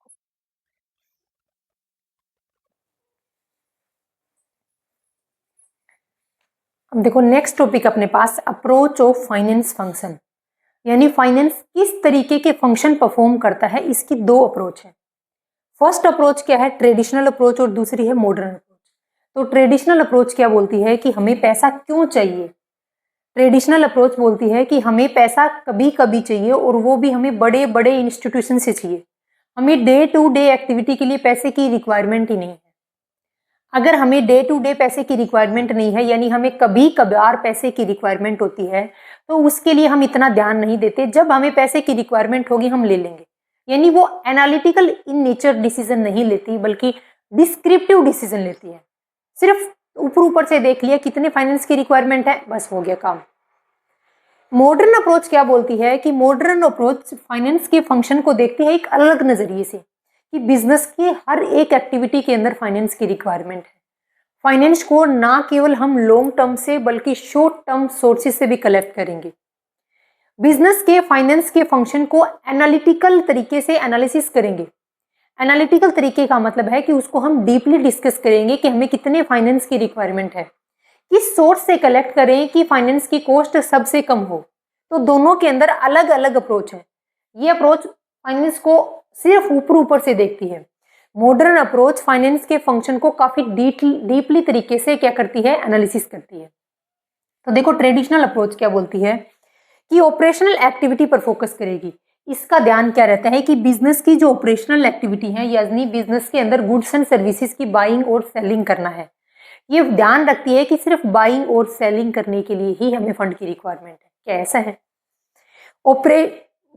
मॉडर्न अप्रोच क्या बोलती है कि हमें ऑपरेशनल एक्टिविटी के लिए यानी गुड्स एंड सर्विसेज की बाइंग और सेलिंग के लिए तो फंड चाहिए, यानी उन रॉ मटेरियल को फिनिश गुड्स में कन्वर्ट करने के लिए तो हमें फाइनेंस चाहिए, लेकिन साथ में हमें फाइनेंशियल और इन्वेस्टमेंट डिसीजन के लिए भी तो फाइनेंस चाहिए ना। क्या सिर्फ अकेले ऑपरेशनल एक्टिविटी के लिए फाइनेंस की रिक्वायरमेंट है? क्या डिविडेंड डिक्लेयर करना है, फाइनेंस नहीं चाहिए? इन्वेस्टमेंट करना है, फाइनेंस नहीं चाहिए? तो इन सब डिसीजन के लिए भी फाइनेंस की रिक्वायरमेंट है। अभी देखो यहाँ पर फंक्शन माना गया था। फंक्शन क्या है कि ओनली प्रोक्योरिंग ऑफ फंड, सिर्फ पैसे को कलेक्ट करना। ट्रेडिशनल अप्रोच क्या बोलती है? ट्रेडिशनल अप्रोच का इतना ही काम था कि जितनी पैसे की हमें रिक्वायरमेंट है उतना पैसा कलेक्ट कर लो, बस। प्रोक्योरिंग का मतलब है कि बस पैसा कलेक्ट कर लो जितने पैसे की हमें रिक्वायरमेंट थी, उसको बेटर वे के अंदर यूटिलाइज करना ट्रेडिशनल अप्रोच का मकसद नहीं था। प्रोक्योरमेंट ऑफ फंड कि पैसा कलेक्ट करना है, ठीक है, लेकिन उसका ऑप्टिमम यूटिलाइजेशन भी करना है। अब यहाँ पर किस वे के अंदर यूज कर रहे हैं नहीं कर रहे हैं कोई लेना देना नहीं है ट्रेडिशनल अप्रोच का। यहाँ पर मेन फोकस है सिर्फ प्रोक्योरिंग करना फंड का, सिर्फ फंड को कलेक्ट करना। इसमें क्या बोला गया था कि ओनली फॉर स्पेशल ओकेजन, मैंने बोला था ना कि पैसे की रिक्वायरमेंट हमें कभी कभार होती है किसी विशेष स्पेशल फंक्शन को परफॉर्म करने के लिए।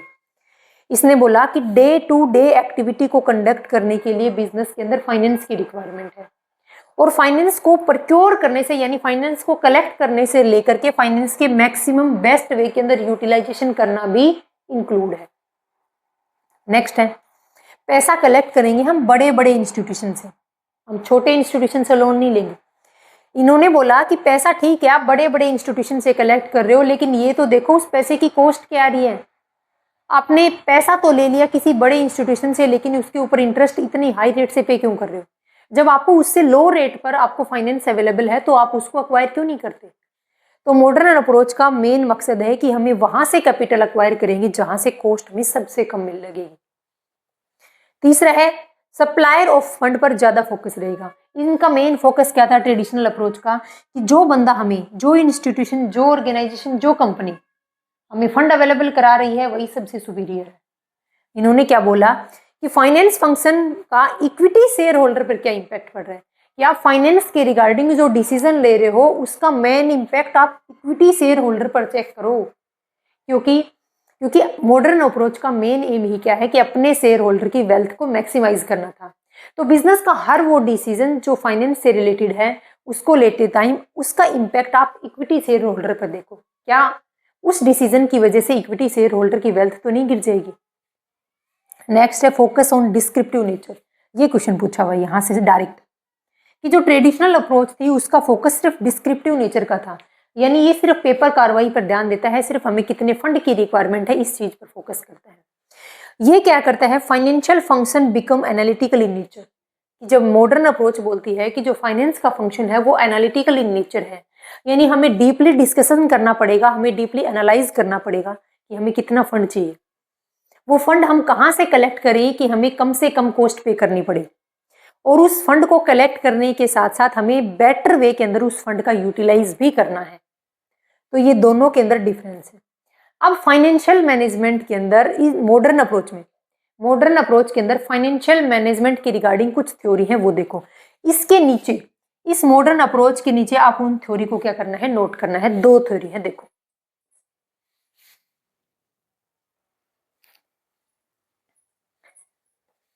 अब देखो modern theory of financial management, तो दो थ्योरी है। पहली अपने पास है थ्योरी ऑफ पोर्टफोलियो मैनेजमेंट, और दूसरी थ्योरी अपने पास theory of leverage and valuation of firm. अब देखो थ्योरी ऑफ पोर्टफोलियो मैनेजमेंट किसने दी, पहला पॉइंट हैरी मार्कोविथ ने 1950 के अंदर थ्योरी ऑफ पोर्टफोलियो मैनेजमेंट दी। यहाँ पर पोर्टफोलियो का मतलब क्या है, देखो पोर्टफोलियो का मतलब है कि हम किन सिक्योरिटी को कलेक्ट करके कंपनी के अंदर फंड की रिक्वायरमेंट को पूरा कर रहे हैं। देखो पोर्टफोलियो डिसीजन लिया जाता है इस थ्योरी के अंदर। पोर्टफोलियो डिसीजन क्या बताया मैंने आपको, कि कंपनी के अंदर जो सोर्स ऑफ फाइनेंस है, कंपनी के अंदर टोटल जो फाइनेंस कलेक्ट करेंगी वो किस किस सोर्स से हम कलेक्ट करेंगे, इक्विटी से, प्रेफरेंस शेयर से, डिबेंचर से, पब्लिक डिपॉजिट से, बैंक से लोन लेकर के, इसका जो कॉम्बिनेशन बनता है उसको बोलते हैं पोर्टफोलियो। तो पोर्टफोलियो डिसीजन लेंगे, और पोर्टफोलियो डिसीजन लेते टाइम हमें क्या देखेंगे कि रिस्क और रिटर्न का एनालिसिस करेंगे, कि जिस सिक्योरिटी के अंदर रिस्क ज्यादा है। रिस्क ज्यादा किसके अंदर है, अगर हम डिबेंचर से यानी अगर हम लोन से पैसा लेते हैं तो कंपनी के ऊपर लीगल ऑब्लिगेशन यानी कंपलसरी ऑब्लिगेशन बनता है कि उनको फिक्स पीरियड के बाद में इंटरेस्ट पे करना पड़ेगा। अब रिस्क ज्यादा किस में है, अगर एक पॉइंट से देखा जाए तो डिबेंचर्स के अंदर रिस्क काफी ज्यादा है कंपनी को। क्यों, क्योंकि कंपनी को फिक्स टाइम पीरियड के इंटरवल से उनको इंटरेस्ट पे करना पड़ेगा। अगर इक्विटी शेयर होल्डर से ही हम पैसा कलेक्ट करते रहे तो कंपनी की ओनरशिप डिवाइड हो जाएगी। मान लो पहले 10 शेयर होल्डर थे, अब कंपनी डिबेंचर्स इशू नहीं करना चाहती, कंपनी वापस से इक्विटी शेयर होल्डर इशू कर दी, और वापस से इक्विटी शेयर्स को इशू करके कंपनी ने फंड कलेक्ट किया, तो क्या कंपनी की ओनरशिप डिवाइड नहीं होगी। तो इन सभी फैक्टर के, इन सभी को इसके सोर्स के, फंड के सोर्स के यानी अलग अलग सोर्स हैं, इक्विटी है, प्रेफरेंस है, डिबेंचर्स हैं, इन्हीं सोर्स के जो कॉस्ट होती है, जो रिस्क है और जो रिटर्न है, उसको एनालिसिस करने के बाद ही अपना एक पोर्टफोलियो डिसाइड करते हैं कि हम इतना पैसा इस सोर्स से कलेक्ट करेंगे। इस थ्योरी ने ये बताया। Theory of leverage and valuation of firm, एक लिवरेज वर्ड यूज हुआ है यहाँ पर। देखो लिवरेज के अंदर क्या चेक किया जाता है, लिवरेज एनालिसिस के अंदर ये देखा जाता है कि डेट का यूज करके इक्विटी के ऊपर कितना इंपैक्ट हो रहा है उसका, कि हम डेट का जो यूज कर रहे हैं यानी डिबेंचर्स यानी जो लोन है उनका यूज करने से इक्विटी की वर्थ पर क्या इंपैक्ट बढ़ रहा है, ये चेक किया जाता है लिवरेज के अंदर। तो theory of leverage and valuation of firm क्या बोलती है, सबसे पहले दी किसने थी, मोदी गिलियानी मिलर ने 1958 के अंदर ये थ्योरी दी थी। अगर इस थ्योरी के अंदर क्या बताया था कि अगर डेट से पैसा कलेक्ट कर रहे हैं तो उस पैसे का इक्विटी के ऊपर क्या इंपैक्ट पड़ रहा है, प्रॉपर इस लाइन को हम क्या बोलते हैं, ट्रेडिंग ऑन इक्विटी। क्वेश्चन पूछा हुआ है कि ट्रेडिंग ऑन इक्विटी का मतलब क्या है। ट्रेडिंग ऑन इक्विटी का मतलब है कि डेट का यूज करके, डेट का यूज करने की वजह से इक्विटी के ऊपर जो इम्पैक्ट पड़ रहा है, उस इक्विटी के इम्पैक्ट को हम क्या बोलते हैं, ट्रेडिंग ऑन इक्विटी बोलते हैं। और यही इम्पैक्ट चेक किया जाता है इस थ्योरी के अंदर। इस थ्योरी ने बोला कि हमें ये देखना है कि हम डेट की कितनी अमाउंट का यूज कर रहे हैं। पहले हमारे पास डेट इस लेवल पे थी, अब हमने डेट की लेवल को इंक्रीज कर दिया, तो इसका इम्पैक्ट चेक करेंगे हम इक्विटी के ऊपर क्या इम्पैक्ट हुआ है। इसको बोलते हैं ट्रेडिंग ऑन इक्विटी। तो यहाँ पर क्या बोला गया था कि शेयर होल्डर या फर्म की वैल्यू को हमें कैसे मैक्सिमम करना है, वैल्यूएशन करनी है फर्म की, यानी किस तरीके से शेयर होल्डर की वेल्थ को मैक्सिमम करना है या फिर फर्म की वैल्यू को मैक्सिमम करना है। अब हम कंपनी के अंदर डेट और इक्विटी, कंपनी के अंदर डेट और इक्विटी को इस पोर्शन के अंदर इन्वेस्ट करेंगे। इतना पैसा हम डेट से कलेक्ट करेंगे और इतना पैसा हम इक्विटी से कलेक्ट करेंगे ताकि बैलेंस बना रहे, यानी कंपनी के ऊपर जो कंपल्सरी ऑब्लिगेशन है, जो फिक्स लाइबिलिटी है कंपनी की, वो भी ना बढ़े और कंपनी के अंदर रिस्क भी ज़्यादा ना हो। देखो, अगर ट्रेडिंग और इक्विटी के अंदर जो मैंने आपको बताया है कि ये चेक किया जाता है कि डेट का यूज़ करने से इक्विटी पर क्या इम्पैक्ट हो रहा है। ये इम्पैक्ट होता क्या है, देखो देखो पहले मान लो हम डिबेंचर्स का लेवल ये था। डेट क्या होता है, डेट एक चीपर सोर्स ऑफ फाइनेंस है। यानी डेट की लाइबिलिटी क्या है कि इनको फिक्स टाइम पीरियड से और फिक्स इंटरेस्ट दिया जाएगा। एक्सेस कितना प्रॉफिट बच रहा है डिबेंचर्स होल्डर का कोई लेना देना नहीं है। डिबेंचर्स की फिक्स लाइबिलिटी होती है कंपनी के ऊपर कि इनको एक फिक्स रेट ऑफ इंटरेस्ट होती है, इनकी उतनी अमाउंट से उतनी रेट ऑफ इंटरेस्ट से इनको इंटरेस्ट पे करना है। जैसे 6% डिबेंचर्स हैं, तो इन्होंने जितना पैसा बिजनेस के अंदर इन्वेस्ट किया है उसके ऊपर फिक्स रेट से इंटरेस्ट पे कर दो, डिबेंचर्स होल्डर की कंपनी के ऊपर लाइबिलिटी खत्म। बाकी जितना भी प्रॉफिट बच गया वो सारा इक्विटी शेयर होल्डर के है। तो डेट को चीपर सोर्स ऑफ फाइनेंस कहा जाता है। जितने ज़्यादा डेट का यूज़ करते जाएंगे ना, इक्विटी शेयर होल्डर को उतना ही बेनिफिट मिलता जाएगा। ऐसा क्यों है, क्योंकि डेट एक चीपर सोर्स है, इनको इनके इंटरेस्ट की पेमेंट की और इनको चलता बनाया, बाकी जो प्रॉफिट बच गया वो सारा इक्विटी शेयर होल्डर का है। तो जितनी ज़्यादा डेट का यूज़ करेंगे उतना ज़्यादा ही इक्विटी शेयर होल्डर को फ़ायदा मिलेगा, लेकिन एक रिस्क भी है। जितनी ज़्यादा डेट का यूज़ करते जाएंगे कंपनी के ऊपर फिक्स लाइबिलिटी बढ़ती चली जाएगी। तो हमें एक फिक्स रेशो मेंटेन करके हमें एक आदर्श अनुपात लेके चलना पड़ेगा कि हम कितनी तो डेट से पैसा कलेक्ट करें और कितना हम इक्विटी से पैसा कलेक्ट करें, ताकि फर्म की वैल्यू और शेयर होल्डर की वेल्थ को मैक्सिमाइज किया जा सके। तो ये दो मॉडर्न थ्योरी है फाइनेंशियल मैनेजमेंट। अब हम अपनी आज की वीडियो का एक मोस्ट इंपॉर्टेंट टॉपिक डिस्कस करेंगे, टाइम वैल्यू ऑफ मनी।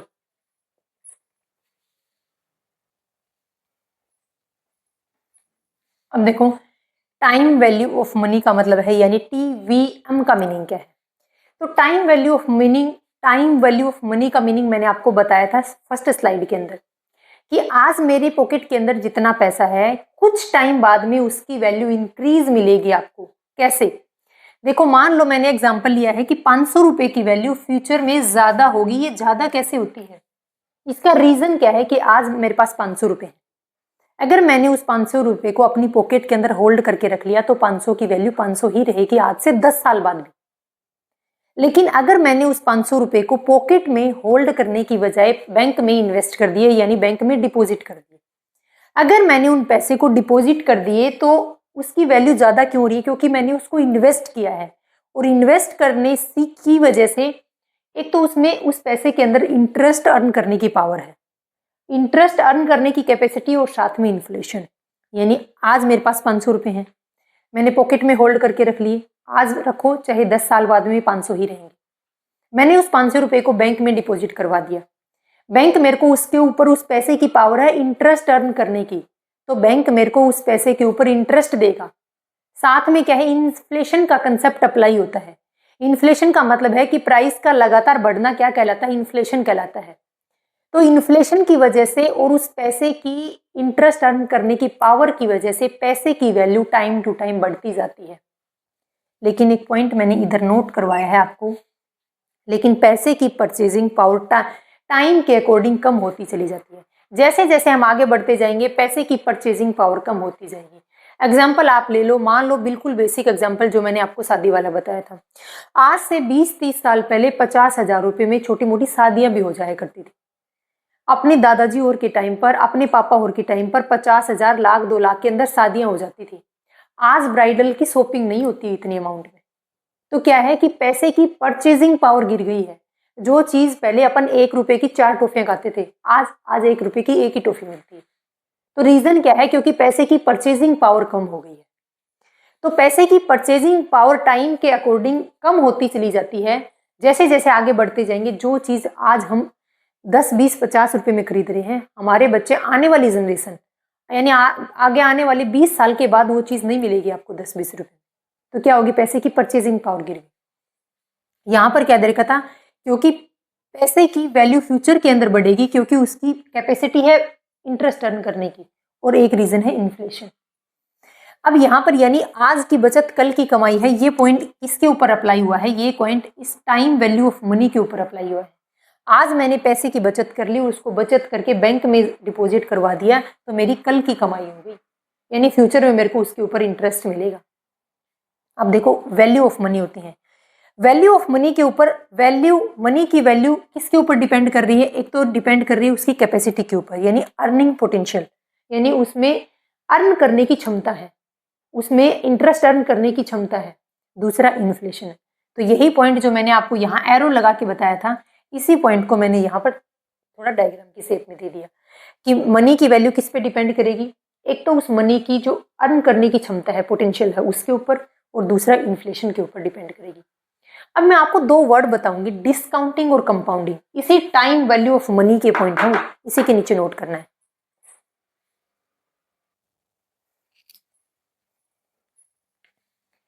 अब नेक्स्ट टॉपिक अपने पास, 2 मैथमेटिकल ऑपरेशन, यानी मैंने आपको 2 वर्ड बताए थे, कंपाउंडिंग और डिस्काउंटिंग का मीनिंग क्या है।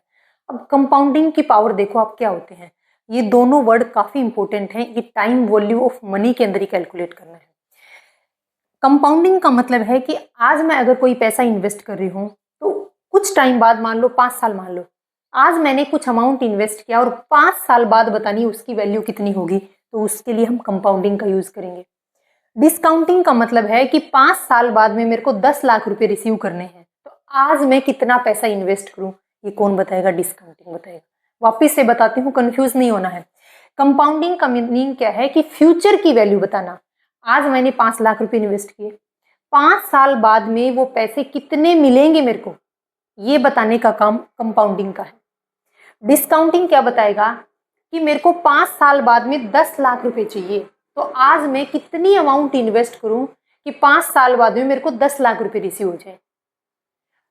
कंपाउंडिंग क्या बताता है? फ्यूचर की वैल्यू बताता है कि कितना पैसा मैं आज इन्वेस्ट करूं कि फ्यूचर में मेरे को इतनी अर्निंग होगी। मान लो मैंने 5 लाख रुपए इन्वेस्ट कर दिए, तो कंपाउंडिंग क्या बताएगा कि आपकी फ्यूचर की वैल्यू कितनी होगी, आप फ्यूचर के अंदर कितना पैसा अर्न करोगे। डिस्काउंटिंग क्या बताएगा? कि आपको फ्यूचर में इतना पैसा चाहिए ना, तो आज आप कितना इन्वेस्ट करो, तो ये प्रेजेंट की वैल्यू निकालेगा। आज आप कितना पैसा इन्वेस्ट करो, मैंने बता दिया कि मेरे को 5 साल बाद में 10 लाख रुपए चाहिए। अब ये तो मैंने बताया है, अब ये बताना किसका काम है? डिस्काउंटिंग का काम है कि उस 10 लाख रुपए को रिसीव करने के लिए आपको आज कितनी इन्वेस्टमेंट करनी पड़ेगी, ये डिस्काउंटिंग बताएगा। तो देखो, कंपाउंडिंग का मीनिंग क्या है? फ्यूचर की वैल्यू निकालना। किसका, कौन बताएगा? कंपाउंडिंग बताएगा। यानी आज की इन्वेस्टमेंट फ्यूचर में हमें कितनी अर्निंग देगी, कितनी अमाउंट हमें एक्सेस करके देगी, वो कौन बताएगा? कंपाउंडिंग बताएगा। इसका फॉर्मूला क्या है? फ्यूचर वैल्यू निकालने का फॉर्मूला, प्रेजेंट वैल्यू इंटू में 1 + R और पावर n। P का मतलब प्रेजेंट वैल्यू, F का मतलब फ्यूचर वैल्यू, R का मतलब है रेट ऑफ रिटर्न, यदि कितनी रिटर्न मिलेगी हमें, और N का मतलब है टाइम पीरियड। मैंने एग्जांपल लिया कि मेरी प्रेजेंट वैल्यू मेरे पास में 5 लाख रुपए है। रेट ऑफ रिटर्न, मैं मान लो एफडी के अंदर पैसा लगा रही हूँ, 10% रेट ऑफ रिटर्न मिलेगा, और टाइम पीरियड 5 साल के लिए मैंने एफडी करवा दी। ठीक, अब आज मेरे को ये कैलकुलेट करके देखना है कि 5 साल बाद में 10% रेट ऑफ इंटरेस्ट से 5 लाख रुपए पर मुझे कितनी अमाउंट मिलेगी, यानी फ्यूचर की वैल्यू आज निकालूंगी, तो वो है कंपाउंडिंग की पावर। तो ये पावर कंपाउंडिंग के पास में है, कैलकुलेट करने की पावर। तो देखो, 50,000 रुपये पर मैंने ये किया और कैलकुलेट करके मैंने निकाला कि आज से 5 साल बाद में 5 लाख रुपए के ऊपर 10% रेट ऑफ इंटरेस्ट से मुझे कितनी अमाउंट रिसीव हो जाएगी? 8,05,255 रुपए। डिस्काउंटिंग क्या है? डिस्काउंटिंग क्या है कि प्रेजेंट वैल्यू निकालना। मैंने बोल दिया कि मेरे को 10 साल बाद में 5 लाख रुपए चाहिए, सॉरी 5 साल बाद में मान लो मेरे को 10 लाख रुपए चाहिए। अब 5 साल के बाद मेरे को 10 लाख रुपए चाहिए, तो आज मैं कितनी इन्वेस्टमेंट करूं, यानी प्रेजेंट की वैल्यू बताने का काम डिस्काउंटिंग का है। तो फ्यूचर में कोई अमाउंट रिसीव होगी तो उसकी आज की वैल्यू क्या होगी, ये डिसाइड करने का काम डिस्काउंटिंग का है। इसी फॉर्मूले को मैंने क्या है घुमा के लिखा है। देखो अब की बार क्या निकालनी है, प्रेजेंट वैल्यू निकालनी है। तो प्रेजेंट वैल्यू को यहाँ रखो और फ्यूचर वैल्यू के नीचे ये वाला पोर्शन ले जाओ। तो future value divide by 1 plus R की power n। Present value, future value, rate of return यानी इंटरेस्ट की जो रेट है, और n क्या हो जाएगा, टाइम पीरियड। मैंने सेम एग्जांपल लिया ताकि इजीली समझ आ जाए। मेरे को क्या चाहिए, मेरे को 5 साल बाद में इतने रुपए चाहिए। मैंने बोला मेरे को 5 साल बाद में इतने रुपए चाहिए, तो आज ये बताना है कि मेरी प्रेजेंट वैल्यू क्या होगी, यानी मुझे कितनी अमाउंट आज इन्वेस्ट करनी पड़ेगी, तब मेरे को 5 साल बाद में इतनी अमाउंट रिसीव हो जाएगी। तो यहाँ पर बोला गया कि ठीक है, आपको 5 साल बाद में फ्यूचर की वैल्यू 8,05,255 चाहिए। इसने बोला रेट ऑफ इंटरेस्ट क्या है, मैंने बोला 10% मिलता है FD के ऊपर। उसने बोला 5 साल के अंदर आपको 10% रेट ऑफ इंटरेस्ट है, इतना रुपए कमाना है, तो आपको यही बताना है कि आज आप कितनी अमाउंट इन्वेस्ट करो। तो मैंने बोला हाँ बताओ। तो डिस्काउंटिंग ने क्या बोला, आज आपको 5 लाख रुपए इन्वेस्ट करने पड़ेंगे, तब आपको 5 साल बाद में 8,05,255 रुपए रिसीव हो जाएंगे। तो बहुत तगड़ी पावर है कंपाउंडिंग के पास में और डिस्काउंटिंग के पास में। ये कंपाउंडिंग और डिस्काउंटिंग वर्ड आगे आने वाली जो अपनी वीडियो है इसके जस्ट बाद कैपिटल बजटिंग, उस वीडियो के अंदर भी कंपाउंडिंग और डिस्काउंटिंग वर्ड यूज होंगे, तो आपको यहाँ से क्लियर करना है। फिर भी अगर आपको कंपाउंडिंग और डिस्काउंटिंग का मीनिंग नहीं समझ आए तो कमेंट बॉक्स में बताइएगा। तो ये अपना टॉपिक यहाँ पर फिनिश होता है। अगर आपको वीडियो पसंद आती है तो लाइक, शेयर और अपना रिव्यू जरूर दीजिएगा। इसके बाद अपने पास टॉपिक सिर्फ बचा है थ्योरेटिकल में अपने पास मार्केटिंग, मैनेजमेंट यानी मैनेजमेंट के फंक्शन वगैरह, और एक बचा अपने पास में OB का टॉपिक और एक HRM। तो अपने पास कुछ लिमिटेड सिलेबस ही बाकी रह गया है। बाकी PGT कॉमर्स का सिलेबस लगभग मैंने अपने इस चैनल के ऊपर कंप्लीट करा दीजिए। साथ साथ में मैं क्या करवाऊंगी, अब आपको MCQ भी करवाऊंगी और प्रीवियस ईयर क्वेश्चन भी करवाऊंगी। तो चैनल पर बने रहिएगा और जितना भी आपका जो भी आपका रिव्यू आता है वो ज़रूर दीजिएगा कमेंट बॉक्स में। और ये टॉपिक अपना यहाँ फिनिश हुआ। आज हमने डिस्कस किया था फाइनेंशियल मैनेजमेंट का सिर्फ ओवरव्यू। उसमें हमने डिस्कस किया था कि फाइनेंशियल मैनेजमेंट क्या है, एक फाइनेंशियल मैनेजर के द्वारा कितने टाइप्स के डिसीजन लिए जाते हैं, और टाइम वैल्यू ऑफ मनी का मतलब क्या है। तो ये टॉपिक अपना फिनिश होता है। Thank you.